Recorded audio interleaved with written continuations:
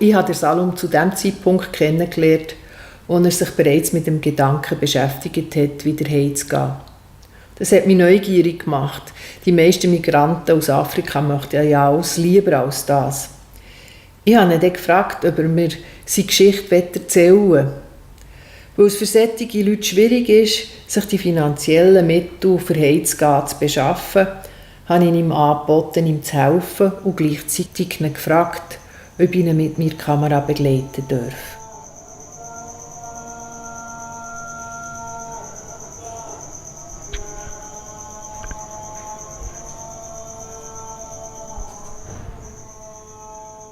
You don't have papers anymore. Maybe you can explain how you try now to. Yeah. Now Now my attitude of life has changed. So I was living with lies, and it's very difficult to live with this kind of situation. I mean, everywhere you lies, you bear the wrong name. It's not really your name. So everywhere you go, you use lies in order to survive. So now I'm really tired of this kind of thing. So it is to me to go to Tanzanian Commission, to go down there and to explain the truth that I was this, I was this, I was this, I was this. So now I need a document, just temporary document to go back home.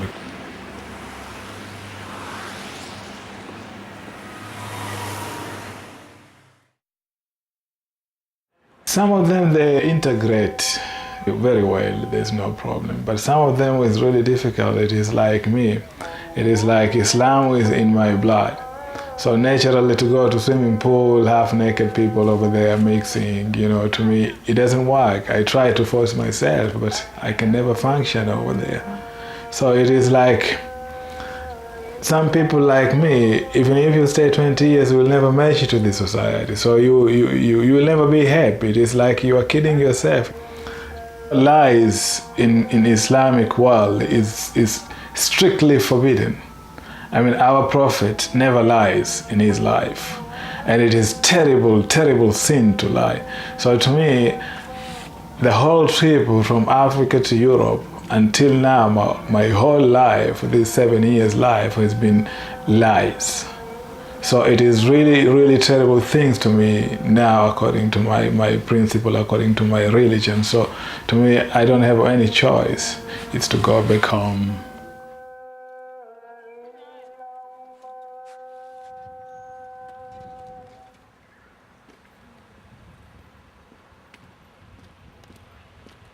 Yeah, I remember it was a fooling time like this, So when we get off the plane, to me it was something very surprising, because I couldn't see a lot of people on the street. And it is like I ask myself, where are the people? Have they gone on holiday or what? Then I realized, the life down here is not a huge population like Zanzibar or Tanzania. Anyway, the weather was beautiful. We were fooling around here with friends and seeing the beautiful city, and with very small number of people. It was really amazing thing to me, but it was a wonderful in the beginning. It was a wonderful to see the streets are very beautiful and clean. Everything is well organized. Then I really thought this is where I do belong. I was really happy and satisfied. I'm coming from Zanzibar. Zanzibar is a small island in East Africa. It's a part of Tanzania. Yeah, but actually we Zanzibaris, we prefer to name Zanzibar because it was independent country and long history, and we like to call ourselves Zanzibaris rather than Tanzanian. You seem to be proud on your country, that's why you came to Switzerland. Well, to be honest, it is economical problems and corruption problems. It is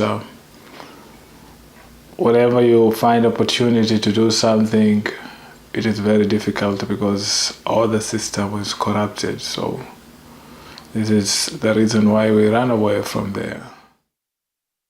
To get the money is not easy, but it is, this is now most of the people in Africa, this is how they think. That is getting away from Africa, coming to Europe or going to America to get money. So when you want to make money, you have to spend some money. So you get some contribution from maybe from brothers or mother or father, or even sometimes selling a house or selling something valuable.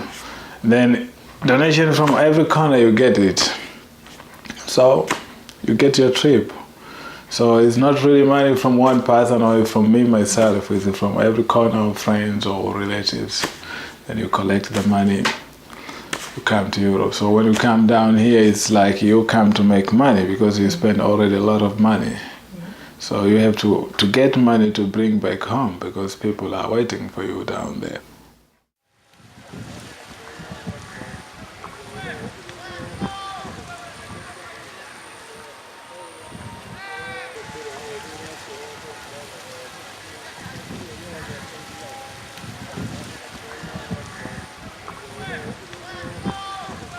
Every year we have something like a tourism exhibition. It's taking place somewhere in Europe. So Zanzibar is a touristic place. Somebody who has got a tour, he wanted to advertise his business here in Switzerland. So it was like, I am a general manager in the company of this guy. So he made me a visa. I paid him something like $3,500. Then this guy paid a stand somewhere in Geneva. Because I wasn't alone, it was something like 9 people. Different, something like 3 companies. So each company is 3 people.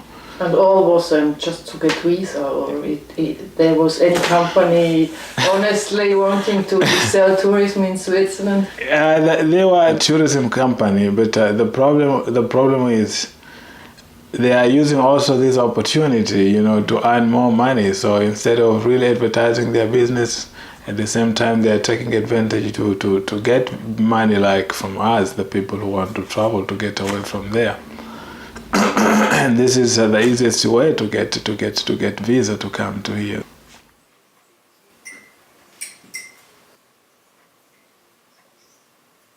You destroyed your passport, I think.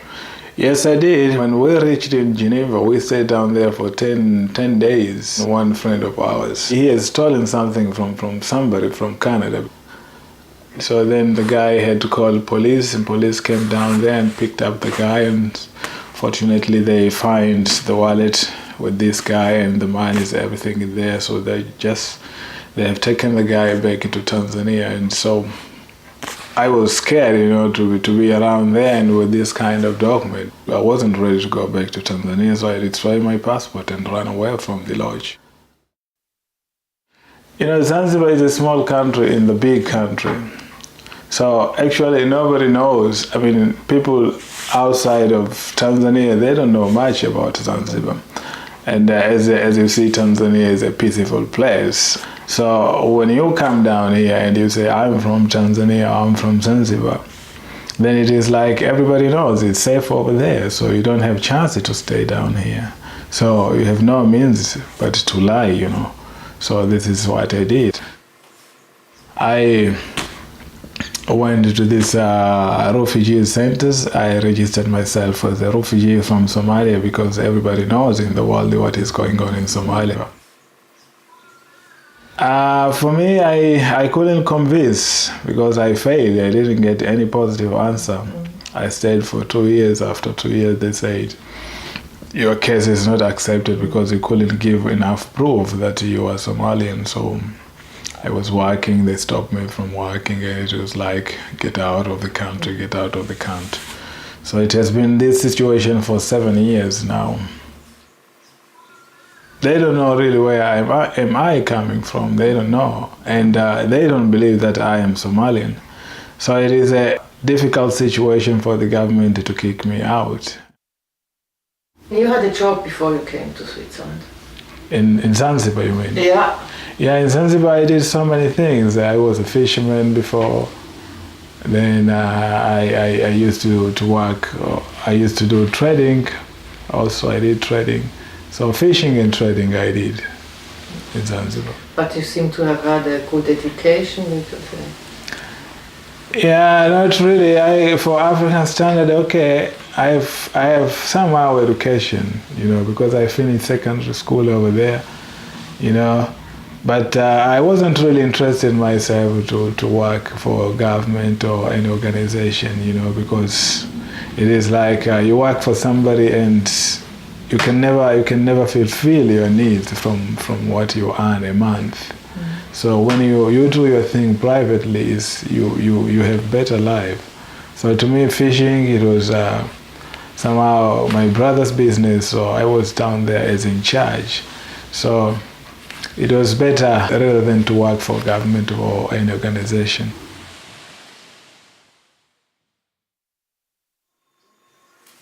So did you have an idea what would you do coming once to Europe, to Switzerland? Yeah, somehow I did, I had funny dreams, because I thought it is like coming to Europe with like to make a lot of money and very quick, because you see some people coming down there.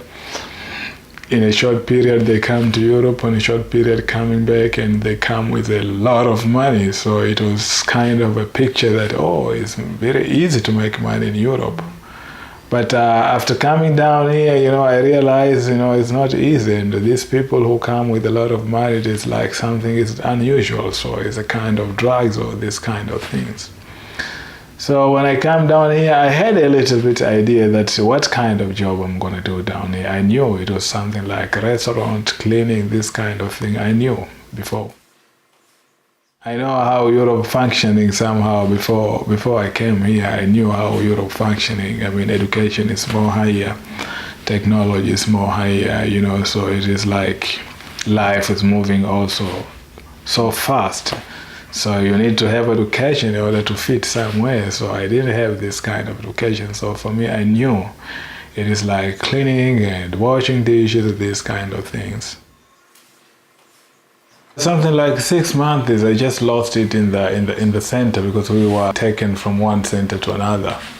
It is like to a special course to understand what is going on in the community before we get into the community. We have to know how people live, how the situation goes in Switzerland. So you got a kind of education, how we live? How we live, how we handle our stuff over there. It was something like this. And it was useful? Yes, of course, because once we came to the society, it was easy for us to cope with the people, So it was useful to me, and I liked it. Somehow Sansibaris and Swiss people, somehow they've got something in common. For example, Zanzibaris, we are reserved people. We call it zurückhaltend. So I find also Swiss people, they have this kind of behavior also. So this is the thing which I find a little bit people match, but other stuff is completely different because it is African culture and African tradition mixed with Islamic, Indians and these kind of things. And it's another world to me. To me, when I came here, for example, when I came here first days in Geneva, it is like you get on the tram or buses, nobody asks you where the tickets. So to me it was, hey, this is really wonderful because I like to be trusted. I trust people and I like to be trusted.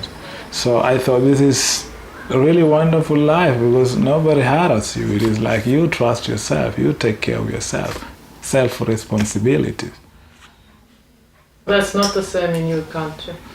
It's not the same. People think differently. Most of the people, naturally, we are selfish, which I think about ourselves is I take a train, I don't pay any money. I take this, I don't pay any money. Or I do this, I get money. Just, we think for ourselves. To me, it's very important to have opportunity to be in this kind of world. Today you're in this kind of world, tomorrow you're in this kind of world. You mix culture, then it is a very nice thing. But when you are in one culture, then you miss a lot. Next stop, Geneva. So 6 months it was in this kind of situation. Then after 6 months, I got a job. But for me, it was a kind of luck, because I was in Solikov in a centrum. So one day, one Chinese guy calls was looking for somebody called Ali. I was only Ali over there. I said, Ali, hey, how are you? How is it going? I said, I'm fine. You remember once you worked for our company? I said, no, me, I never work. Come on, you work for us one day. No, I never work. Maybe there was Ali down here and has gone. So it is only me. Where are you from? I'm from Somalia. He said, okay, you want to work for me? I said, okay. Then this is the way I got a job.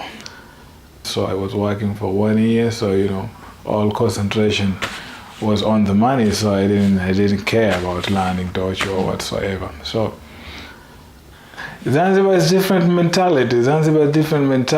When I was there, also me myself, I was typical Zanzibarese, but now I'm different person. I am half Zanzibarese and half European, So before, to me as a Zanzibarese, the job I do down there, I couldn't do in Zanzibar.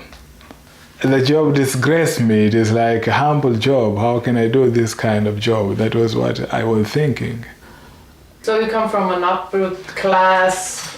It wasn't upper class. It was just mentality that this is too humble. I can never do it. My family is poor, But it's like I am in town, shining. It's like, how can I work this kind of job? I can never do it. You see me outside, you see it's like somebody is a somebody, So I wanted to keep the picture of I am somebody. So I couldn't do this kind of job, but because here nobody knows me, I can do this kind of job.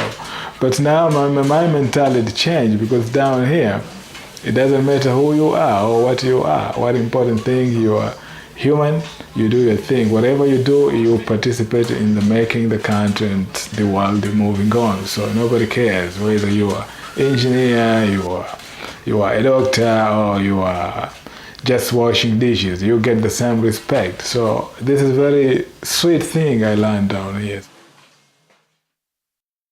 Yeah, by the time I was working for 1 year, it was just life normal and wonderful, because I eat down there in the restaurant, and I was working almost 7 days a week. So it is every time I eat down there. So my room was 300 francs.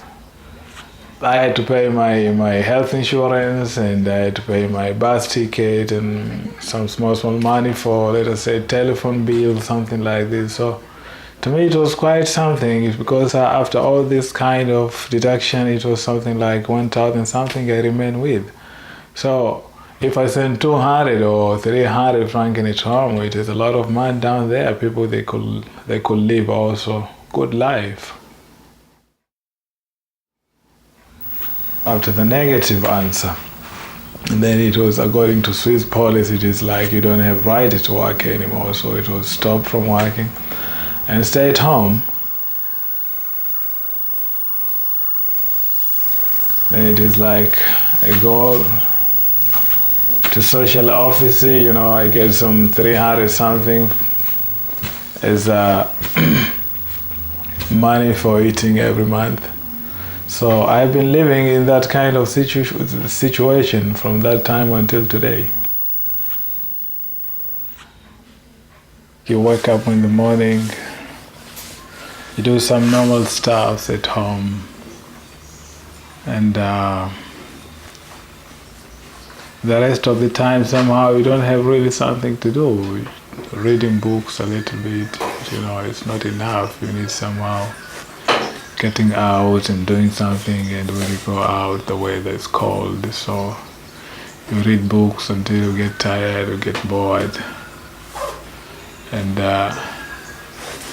just doing this and that, sometimes senseless, but time is moving on. But it's a tough life when it is boring. You sacrifice a lot at home in order to come down here. So you see yourself that government doesn't allow you to work, doesn't put you into system anymore. You don't have any right anymore.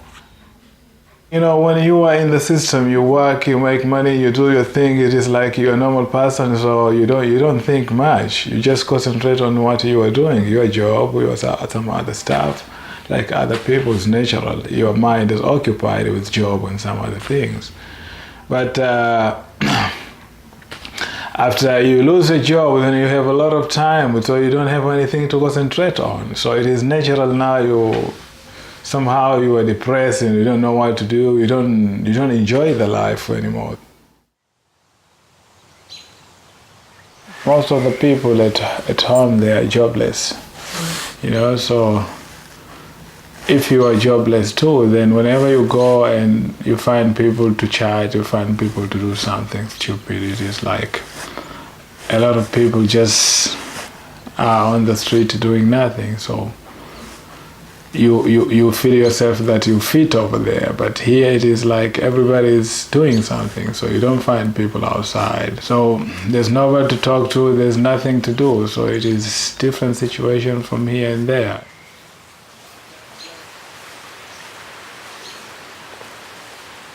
I was really depressed and I was looking for some way to find my life back. So from that time as a Muslim, I'm original Muslim, I was born a Muslim. Then to me, it was like, where can I find my peace? Where can I find my life back? Then I go through books, what Islam says. Then after going through books, my life came back again. It was something like a new person, a new thinking, new hope, it is like how to handle difficulties.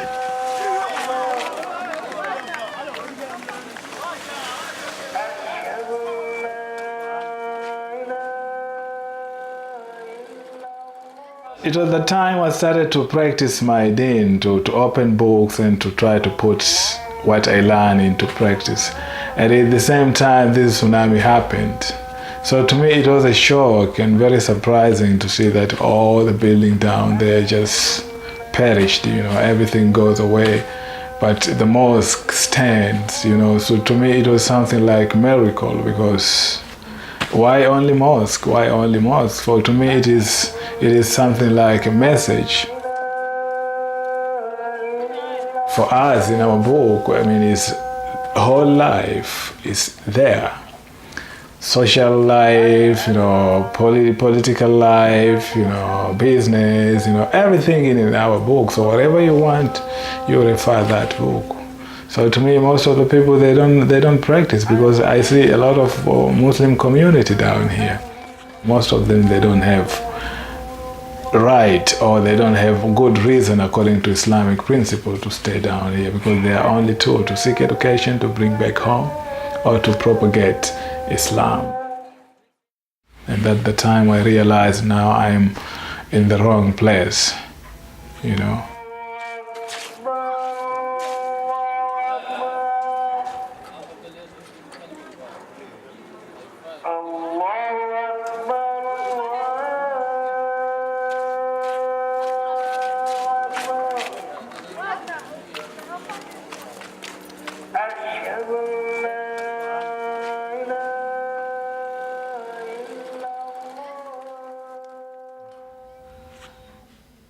Actually, going home to start a new life to me is a big deal. It's tough, because for example, all friends of mine, they are not there. My generation is all in America, in UK, all over the world. So it is like I'm going down there, I know very few people out of my family, very few people I know and very few people who know me. So it is like to start all over again. I'm really scared because it is, first of all, I haven't been there for 7 years. And the system down there, it is like fish lifestyle. It is the one who has got power like shark is always capable of eating others without consideration, you know. You work hard to improve your life, some other people, you know, they're just watching at you, what you do and how they can cheat on you or how they can steal from you. Even in your home, you know, you are not safe because it is like there's always people watching you. What do you have inside? You've got a television or you've got something valuable. So they know each and everything about you because they don't have anything to do. It is always sitting and gossiping and giving information what is going on.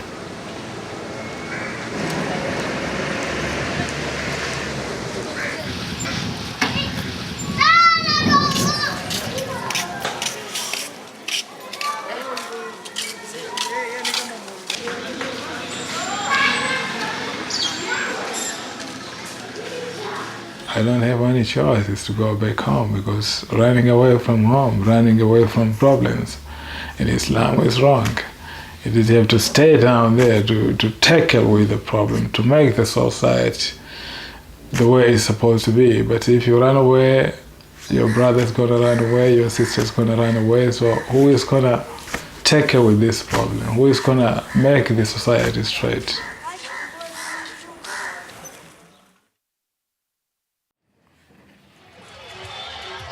What did you feel when I told you that I want to help you to go home?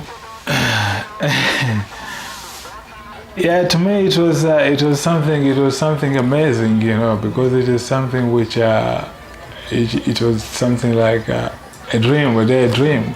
I mean, it's not easy somebody to come to you and say, you know, I want to help you, I want to give you some money. What do you think you're gonna do? It's not easy to find this kind of people in the world. You know, there are very few. So to me, I was somehow shocked, I was excited, a lot of feeling mixed with me, you know. But you're not afraid? No, I'm not afraid. I'm not afraid at all. I'm not afraid at all. Why should I? Am I afraid? I'm not afraid. I'm not afraid. You decided to go home for you, that's sure now. What do you imagine, what will you do there and how it will be to come home? Yeah, 7 years is quite a long time. A lot of changes have taken place over there. So really, I know for sure I'm going to face a lot of problems. Because for example, now when I call my family, we talk the same language, but we don't understand each other.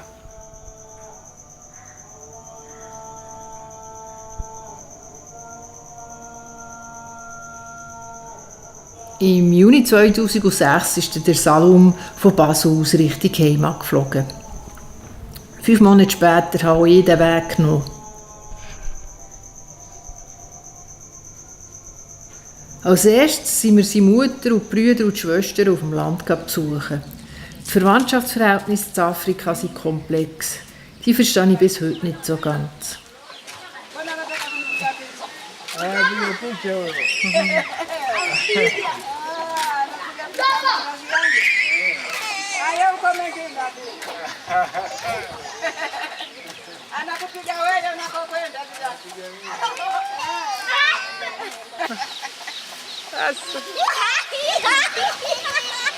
It makes the feeling, of course, when you see your parent or your brothers or your sister you haven't seen quite a long time. It's a kind of joy. I mean, you see each other again.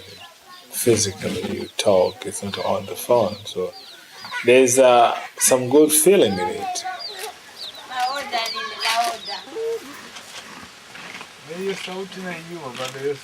You know, some of my family members, Very few of them had information that I was on the way coming back, but many of them they didn't know anything about my coming back. So they were not shocked because people go and come back, go and come back. It's normal now because many of Zanzibaris are living outside. Mambo juu ya mambo yamekutana, maharusi, mauti, marazi, hakiba zote tumetoa, tumekwenda mazikoni.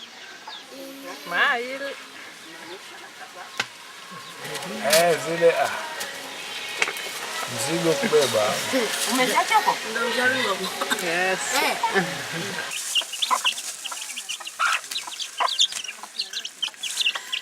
This is what I didn't like. That's why I wanted to come back.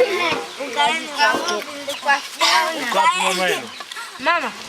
Yeah, you know, when you come from Europe, a lot of guys who knows you or your family members, they're expecting something from you. I mean, you came with something special, especially you came with cash at home.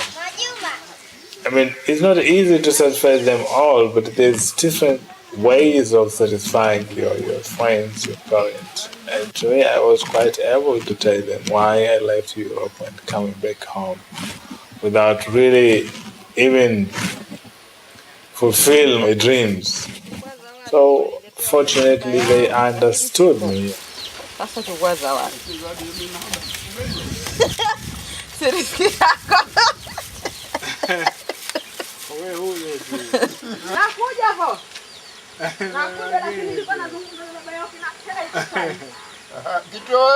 You know, I wasn't satisfied with the life I was living down there. I mean, I see people going, working, and earning some good life or respectable life, and me, I was just cheating here and there in order to have something, in order to have life. So this didn't please me at all. So this is the reason I came back home. And whenever I explain this to friends, to family, many of them they see that they receive in a positive way, even though some of them not really convinced or satisfied.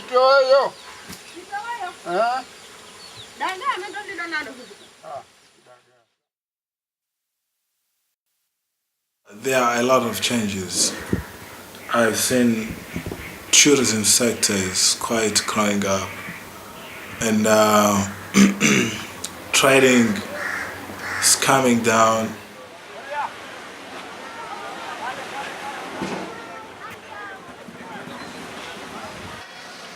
Zanzibar, historically, it was a business spot.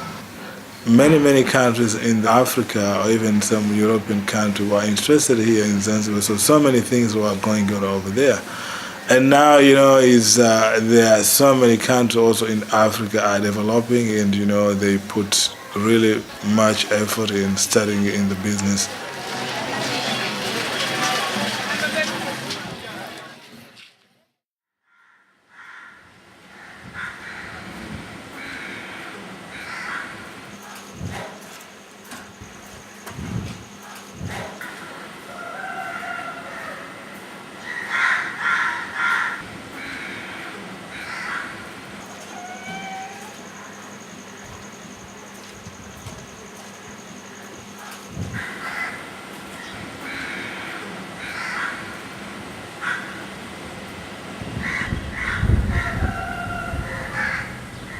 You know, I came from Europe with different kind of dreams.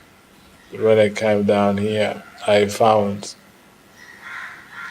many dreams which I had from there. They were difficult to materialize. So, changed plans and then ended up with restaurants, which to me I thought there was no really good restaurant in town. And I tried also to compare to other businesses. I found restaurant was interesting because you wake up in the morning, you do your things, and by the end of the day, you know what you have sold and you know what you have earned.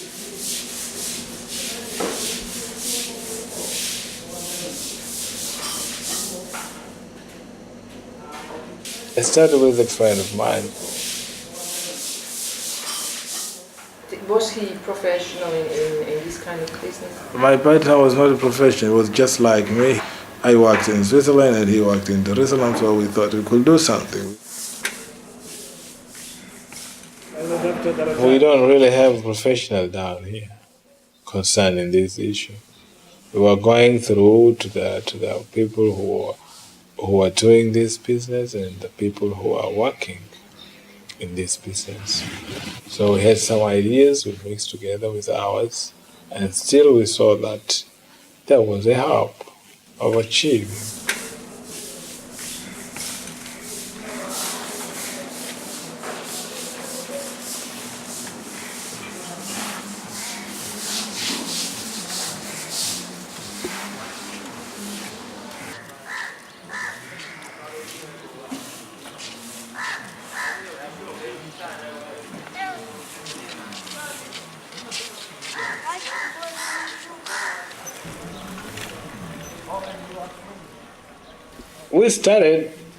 We rent a place and starting to arrange things. Here's going to be kitchen, here's going to be toilet, here's going to be this, okay.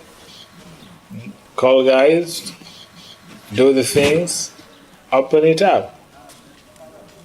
That's all.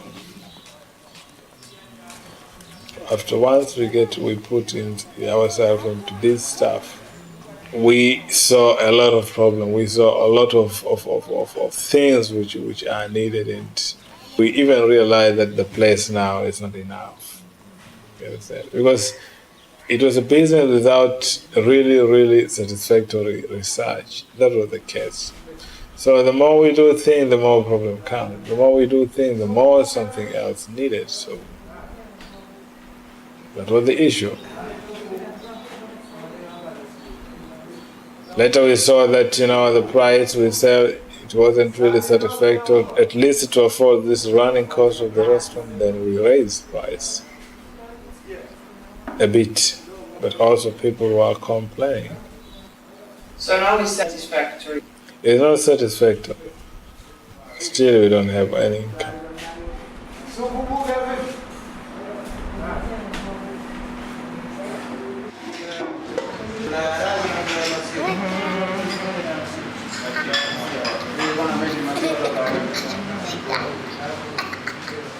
The problem, we don't have enough customers. And our costs are too high to compare to others. So others, they can survive easily because they are cheap. Working condition is cheap, the situation is cheap, the food is cheap. The quality also is cheap. This is not our intention. Our intention, our place to be good, the quality of food to be good, the quality of service to be good. And this needs money. There are some guys that say we sell things too expensive. There are some guys that say the price are normal. Some guys they say, look, money is expensive because it is a kind of well-done place. It's a clean place and looks beautiful to compare to other restaurants. So they just pass by over there. They are afraid somehow to come inside. But these are the guys who go out and publish that is an expensive area. But the one who come inside, they see it is a normal place, but it was just clean and well done.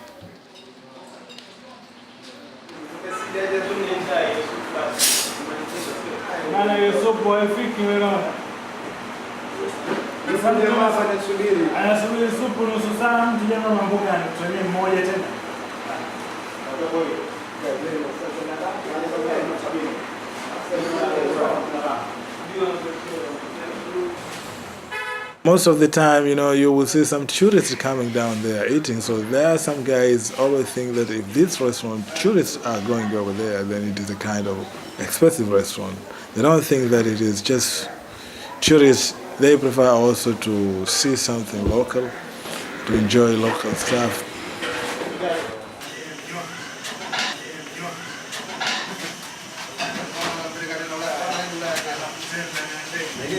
To get really honesty and committed guys, when you are not there, they do the job. It's really another big work to do. They don't care how much you pay. How much you pay people is not what making people to love their job or to be honest.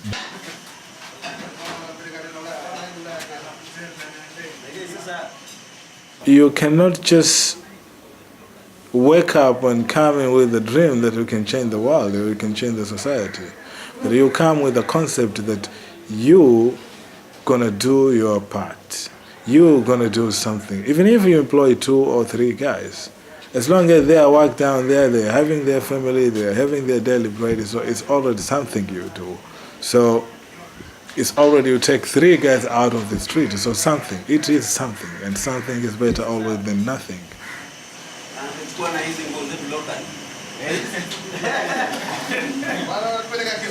The good thing which we are really proud of now, we see a lot of restaurants in Zanzibar, they are really improved in the cleanness and furnishing inside and the way, the decoration and everything. So it was a kind of inspiration for other restaurants. For this, we are really proud of it.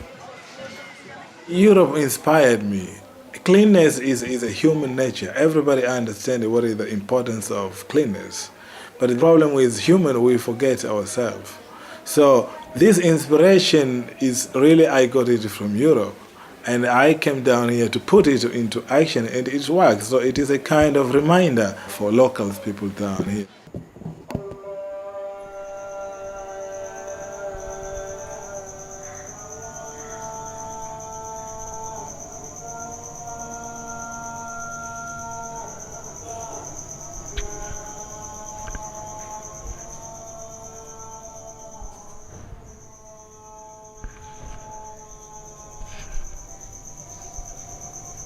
Salama.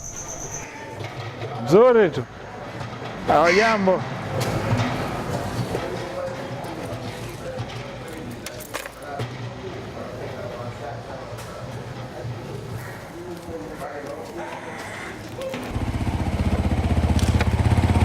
How long it's now that you are back in Sansibar? I think it was 2006 since I came back.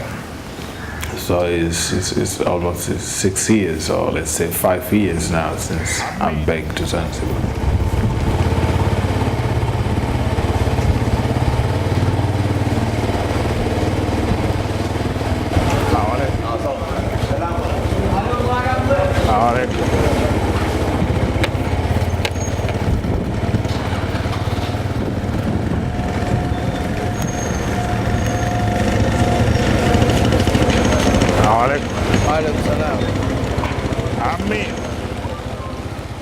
In der Altstadt gibt es jetzt einen täglichen Abfalldienst und auch im Lukman hat sich viel geändert.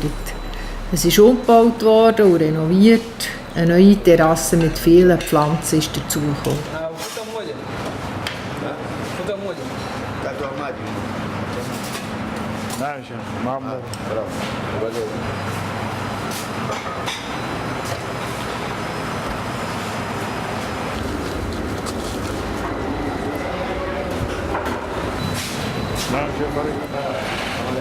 Mambo.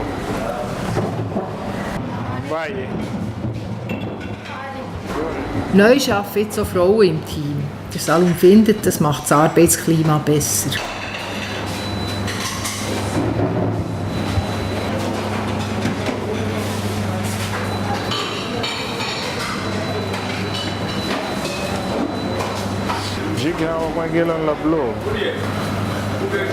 Hii haisafishwi siku hizi, hiyo element inakuwa inatolewa.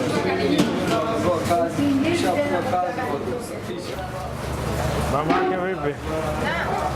Ule mseto wa maharage ongezeni kidogo maharage. Niongeze maharage? Na kwa kidogo andika jamani haya maana yake anapunguzwa asubuhi. Siku nyingi sijaje hapa. Hapa pale pako pachafu. Madoo haya yanatakiwa safi. Uchukue na jiki sijui jifu ile au aro ende nayo nyuma huko mferejini nyuma yote ya ngare tena haraka kabla watu hawajaja kwa wingi. Wewe bado unaweka ngangana namna hiyo. Die Küche ist neu geplättert und einfacher sauber zu halten. aber leider immer noch zu klein und hoffnungslos überfüllt.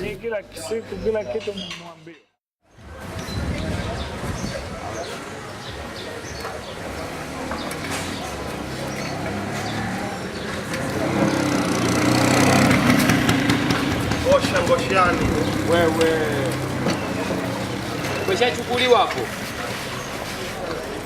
Nishachukuliwa sana la Wayahudi.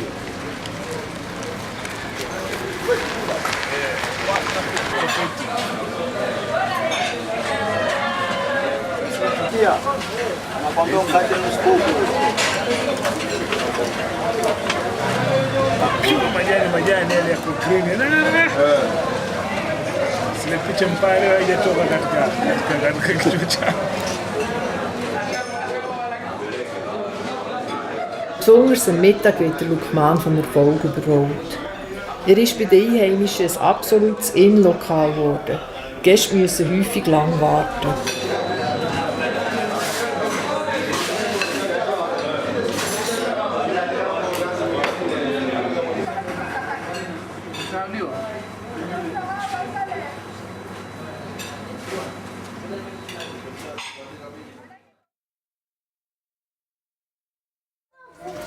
I am so figured. How are you doing here? There's one friend of mine living in Canada. I wanted to get married, and he was looking for a fiancé, I can say. And I was helping him in this because he wasn't here. I was helping him, and during the time, helping him to find a wife, and that time me also I take advantage to look for a wife. So we were going from one place to another and say, what about here? No, what about here? No, what about here? No. So in this movement, me also I find a wife there. Yeah, this is against flies and mosquitoes.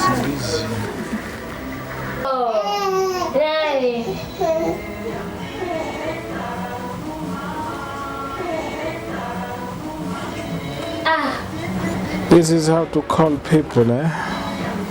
This is how you call people, eh? Yeah, boy.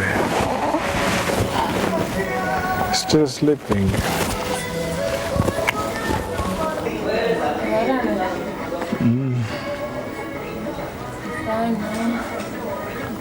Tafutia kubwa.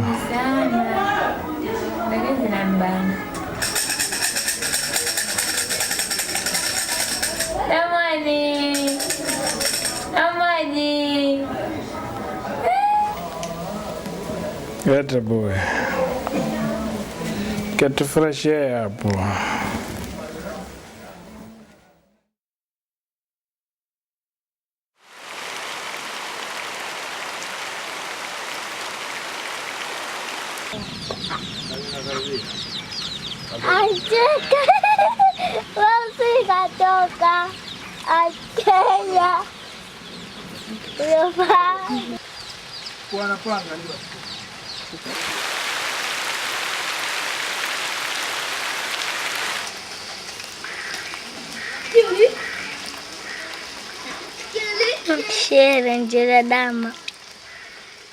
Der Salum ist nach 5 Jahren wieder bestens in die Gesellschaft integriert.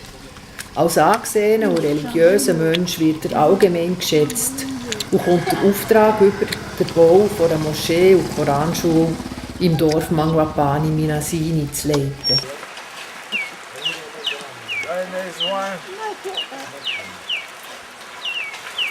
The village chief, I have to see him and talk to him.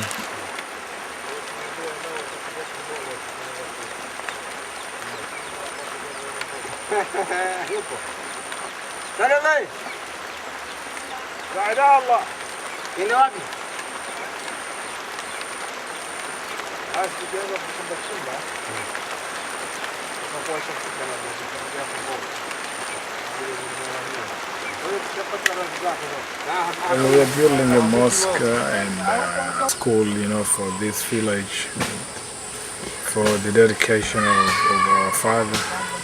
Actually, my landlord father, not really my father.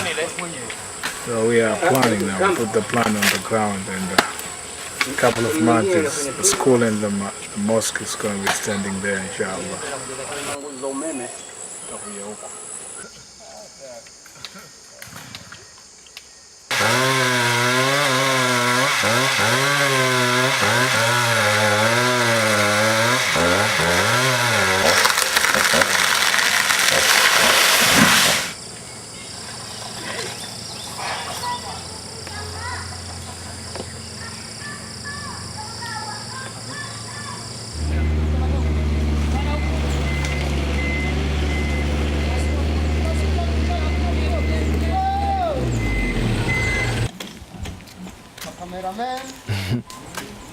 Unasikia? Ilikuwa uzidesign kabisa. Umeona? Hiyo tunalo. Barabara iko kule, ndio maana tumeacha eneo kubwa la barabara. Okay. Napata hivyo au si? In case barabara ikijengwa haigusi msikiti wetu. Okay.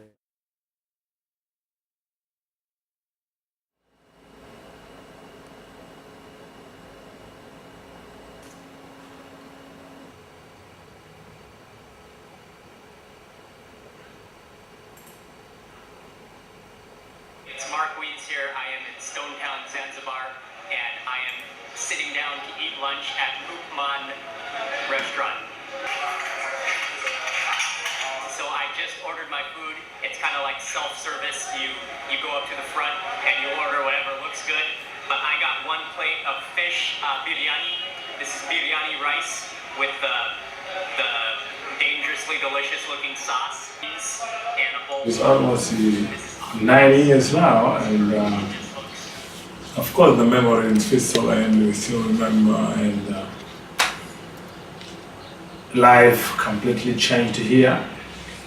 Life, I can say, is good. From my perspective, life here is really wonderful to me. Yeah, when you come to the financially working, and place to live, to me is wonderful, and is more than enough, or is more than standard of the people, many people living in Zanzibar.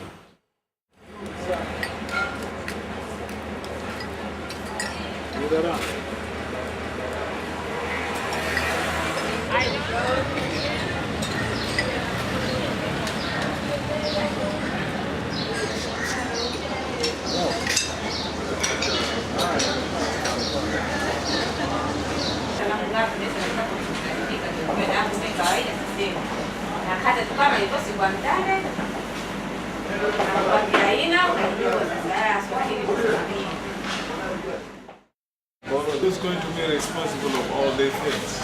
I don't know. Do you think? The family? The family? Who told you the family?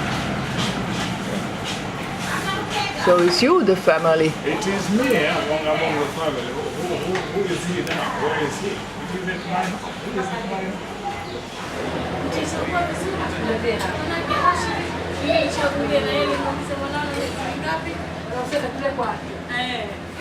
Der Lukman ist weit bekannt für seine Chapatis, die direkt neben dem Lokal laufend frisch gebacken werden.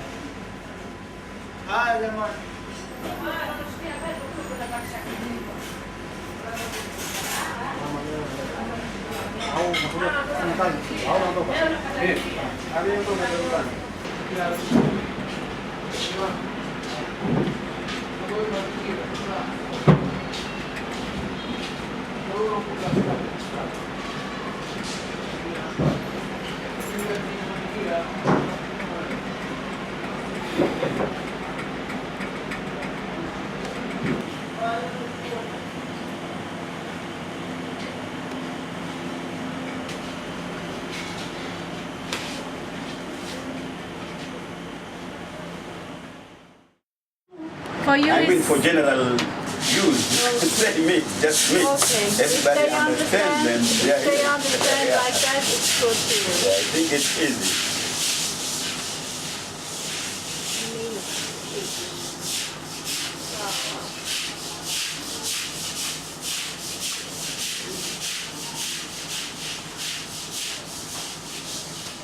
Der Osman, der Partner von Salum, programmiert die neue Secondhand-Kasse, die ich das Mal aus der Schweiz mitgebracht habe.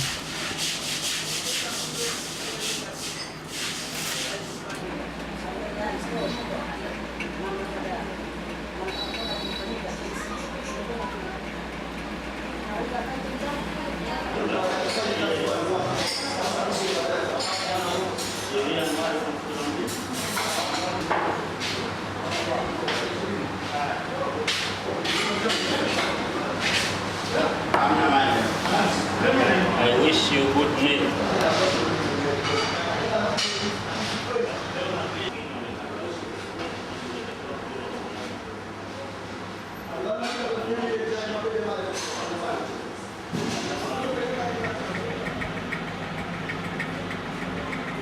Lukman started as a very small project about 8 years ago. But during the time and as they grew, somehow they forgot to build up the infrastructure in the background as well. And when I arrived here, I knew and I could see that they have done a lot, but suddenly they missed somebody who pushed them to really ask again and again, how is the process going? Where is the money going? Yes, of course they made profit. But for me, Lukman is more like an NGO because so many relatives are working here. These family connections and this possibility to give members of the family the chance to work, to get a job, is almost as important as to make some money.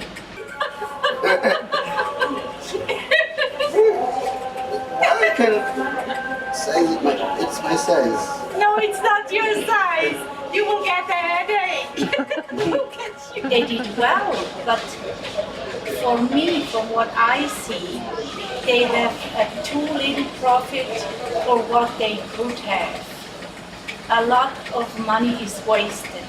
Over the years, they lost a little bit the power. I can see that there is such a difference when the two of them would take really their part every day and show up. When this control is missed,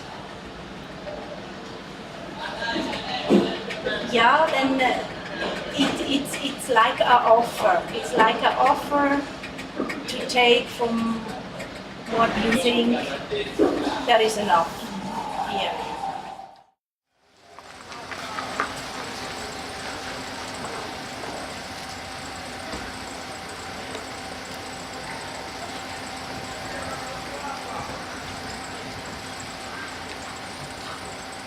Cheatings in our society. In our society, I do believe everybody cheats. Everybody cheats. And even myself, I used to do those things. Now I try to avoid it a lot because I've come to the knowledge of really cheating with the very bad things.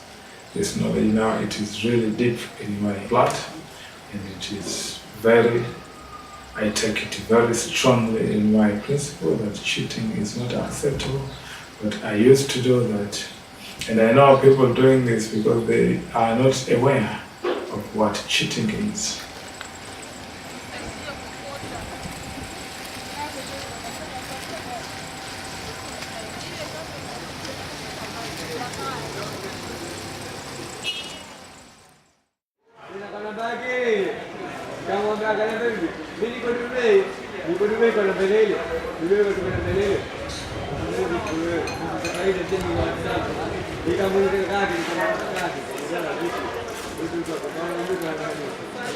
Unterdessen haben der Salum und sein Partner die Leitung von einem weiteren Restaurant übernommen.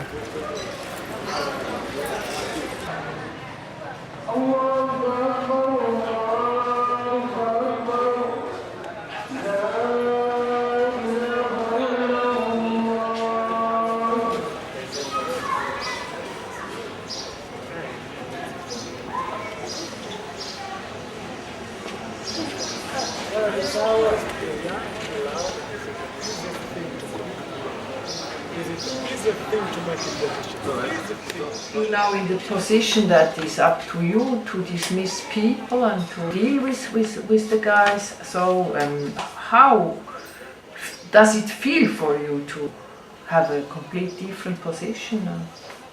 I'm a person who having a lot of responsibilities. I have 2 kids at home. I've got a wife, I've got a house. I'm having more responsibility at home. And when you come to the working concept, it is also a business which now is growing and involving more people and a lot of workers. So also this is also more responsibilities. So when there is a decision which I have to make, try to sit down with my partners or even the workers, come to the decision and I make decision. These decisions sometimes I take, it's hard for others. I have to make it. And you see this person has got a family at home and you have no choice but she or he has to go.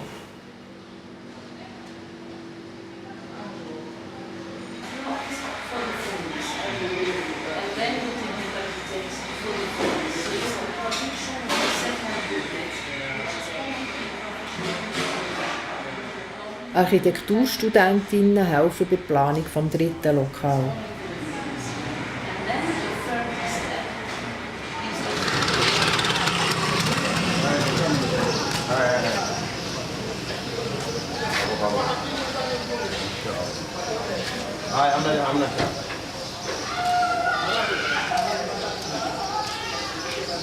The weather is bad.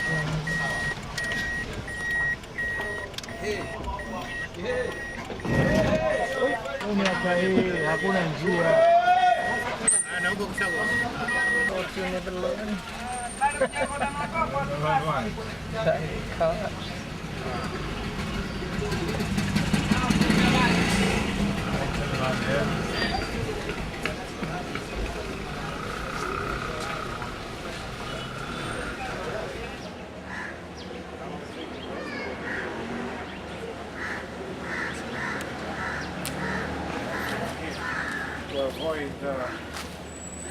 To avoid the mixing up here.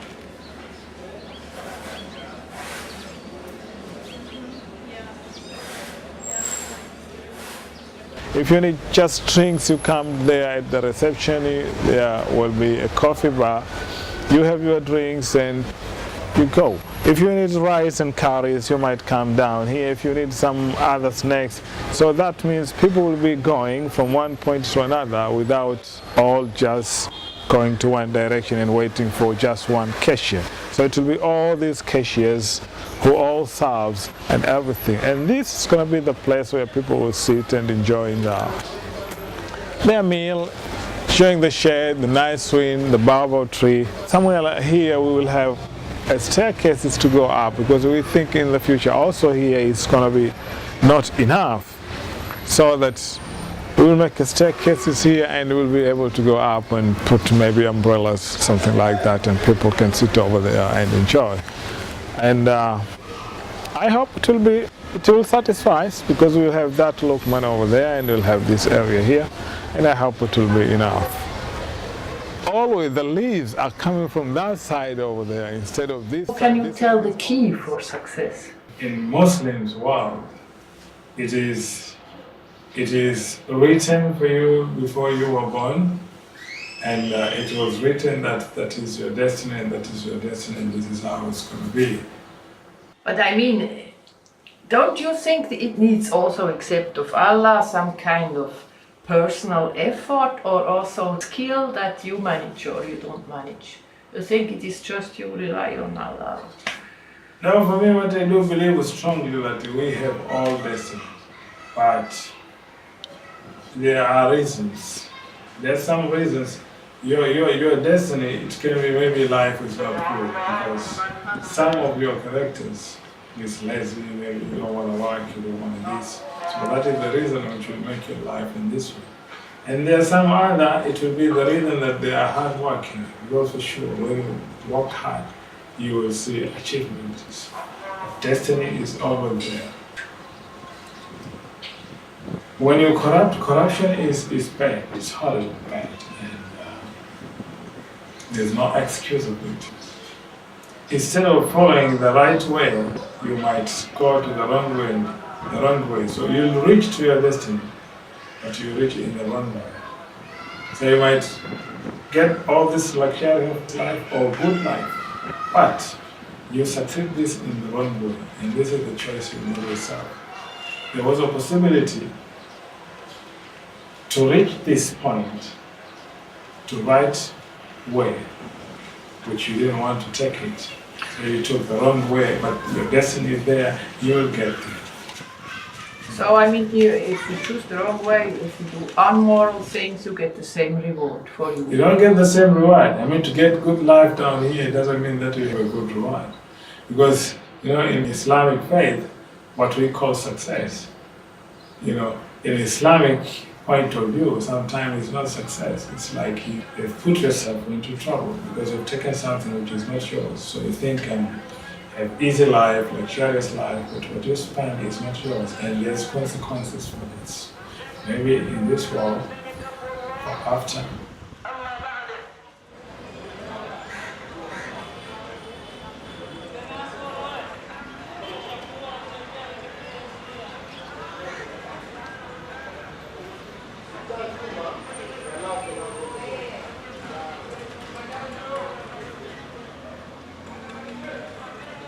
Human always we like easy things, even though in human character, from my point of view, easy things, they don't make you a better person.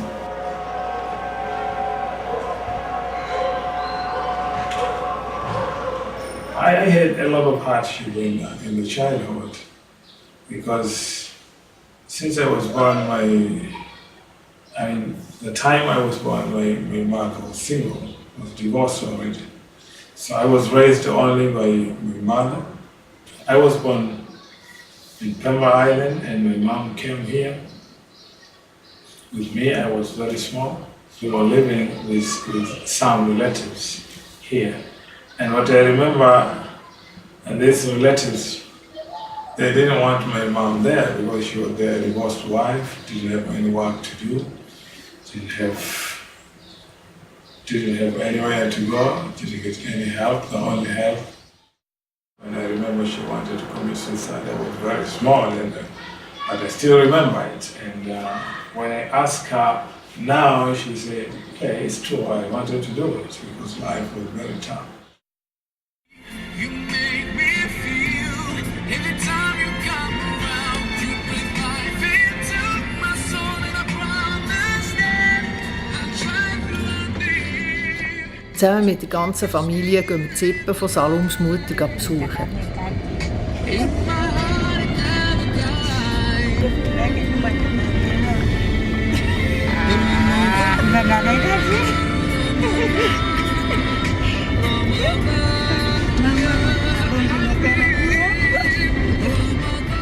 I remember one day, neighbors of us was having a car and having somehow better life to compare to the neighborhood. And I remember it was a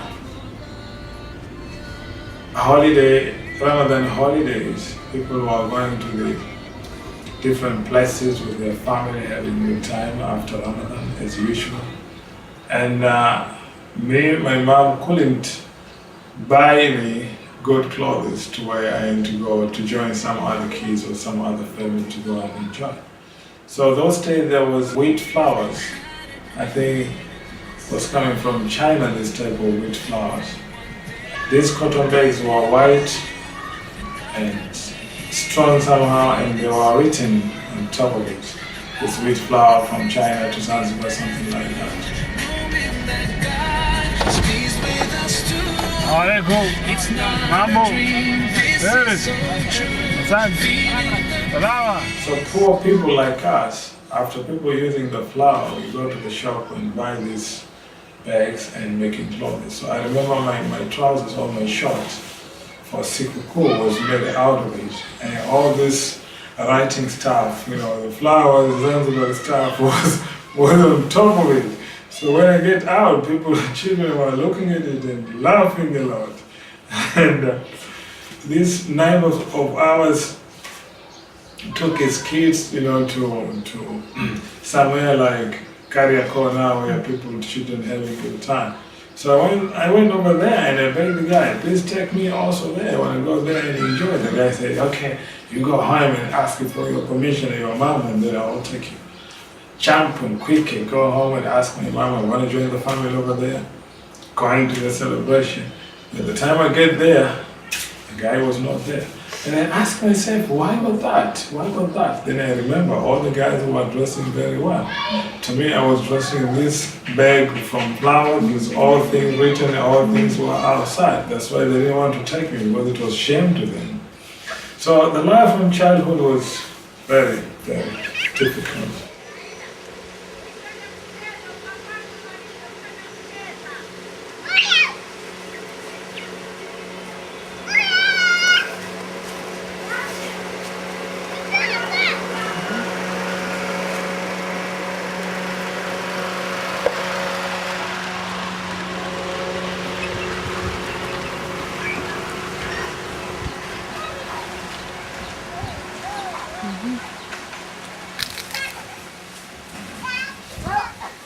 In den letzten 10 Jahren ist die Elektrizität bis ins Dorf rausgekommen. Fließendes Wasser gibt es jetzt ebenfalls und die Strasse ist fast bis zum Willer raus frisch asphaltiert. Ein Bruder von Salum ist dran, ein grosses neues Haus zu bauen. Das wird bereits jetzt im Rohbau bewohnt.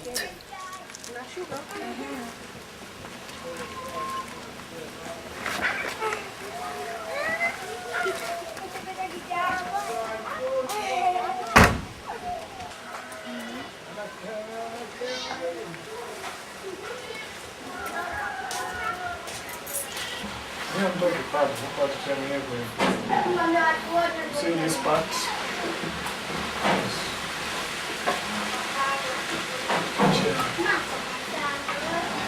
Avocado we planted. Hello, Jihawa. Hello. Haya, mimi naenda nikachukua namba zake za simu. Okay. Haya, hawa.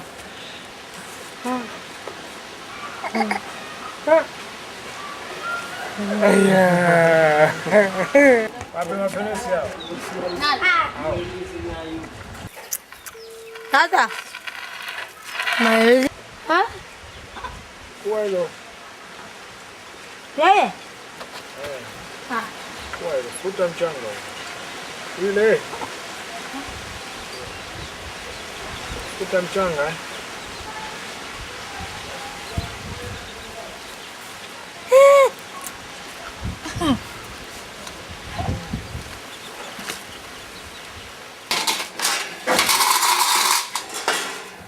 Hapo tayari. Na sio kama ya pili tu ukaja ukauvunja. Ondosha hilo dumu. Hai kapo ndo. Yo kushika mbili ya. Na?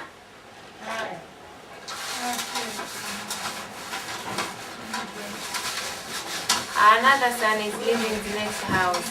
You know him, huh?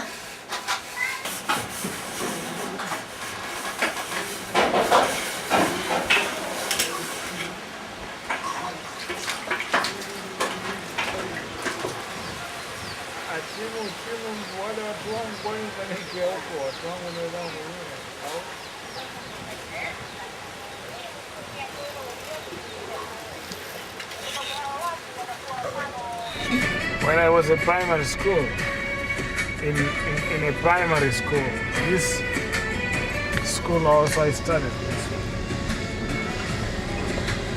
Actually, I studied 4 schools in primary.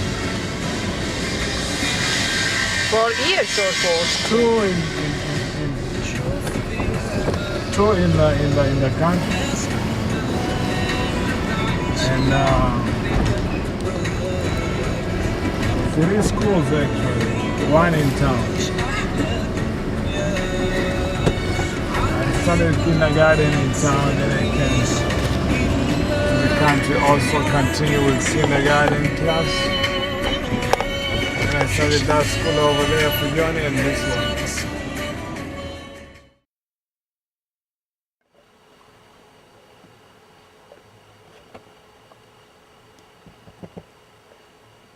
I suppose you heard that now there is a lot of refugees from Africa and other places going to Europe. What do you think when you see these pictures and hear about?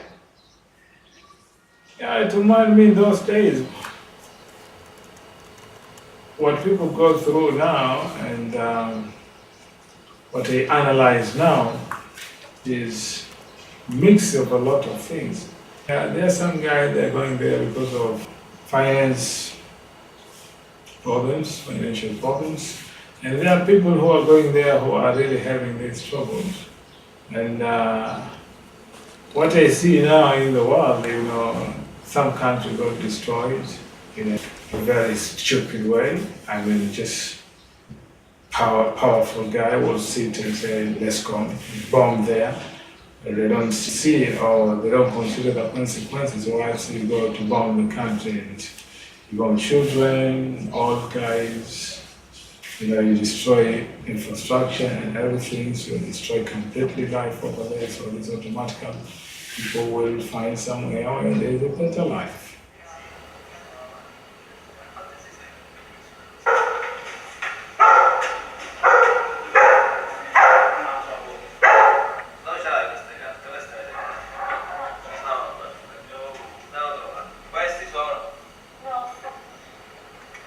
Yeah, I mean, it is now more than 15 years ago since you went. So you think there is a change in Africa here, so it is different now than in the moment you decided to go? There are changes in Africa, and this change also brings a lot of opportunity. Understand? Because sometimes when we have our dreams or we have illusion, we dream things which are not existing, we try to dream things which are not realistic. So if you get good information, good knowledge, more opportunity here.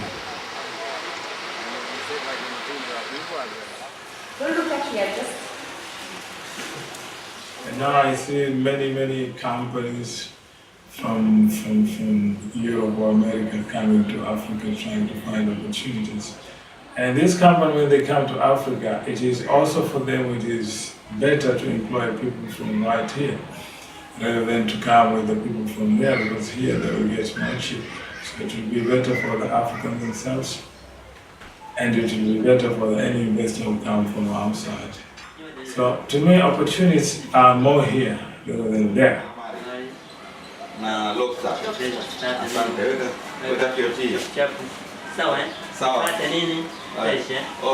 There are some guys who get the opportunity there, so it's not bad, this idea of traveling, but not sacrifice everything in your life in order to get there.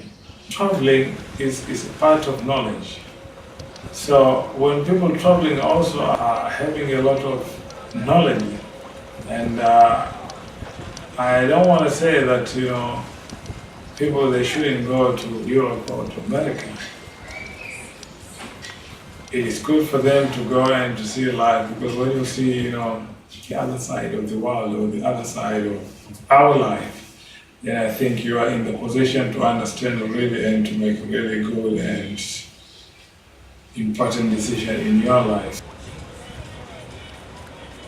I was very proud of myself over there, that I had a lot of good things in Europe. There were a lot of bad things also in Europe which I didn't like, and anybody can say this from Europe is not good. But I had a lot of good things, and I shouldn't forget what good I get from there and what good is from here, combined together and make me a better person.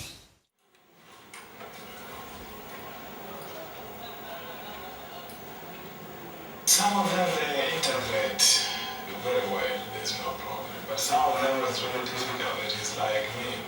It is like Islam is in my blood.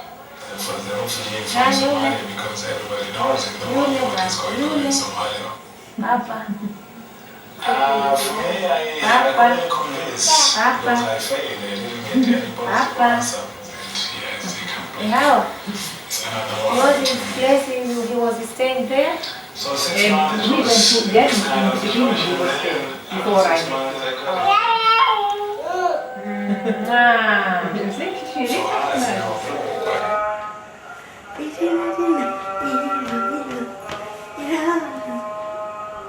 You know, in Switzerland he called himself Ali Hachi.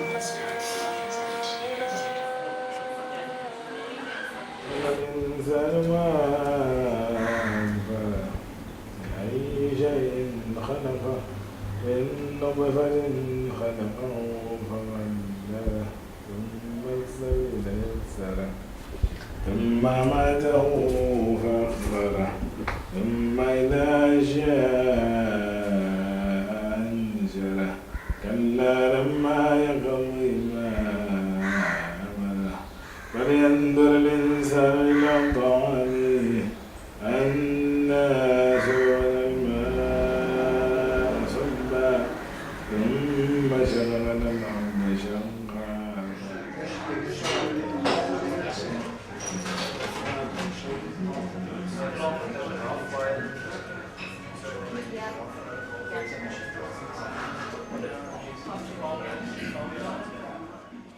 You make me feel every time you come around. You breathe life into my soul, and I promise that I'll try to live to keep your spirit alive. In my heart it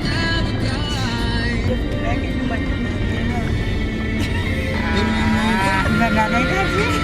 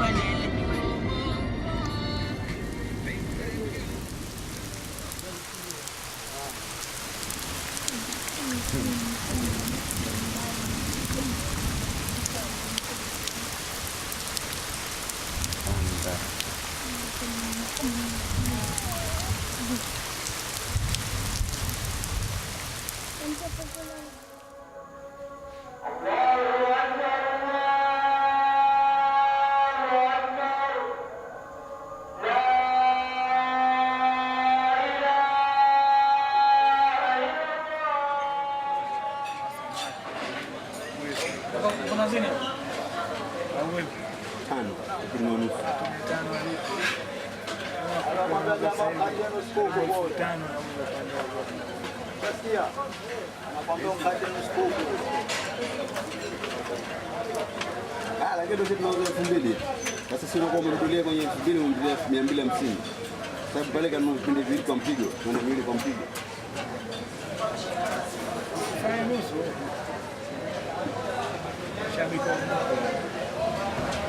Sema ndio display hatuna.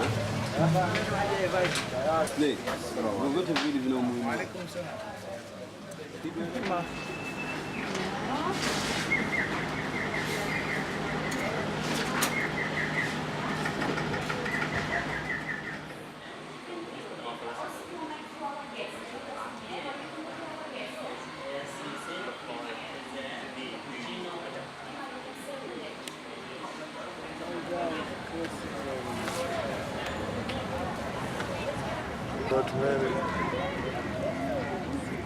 I think it's a grossmaul, I understand, and I wonder what you have to do.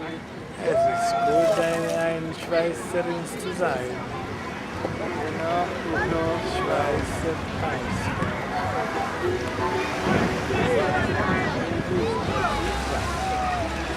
Is this distinction?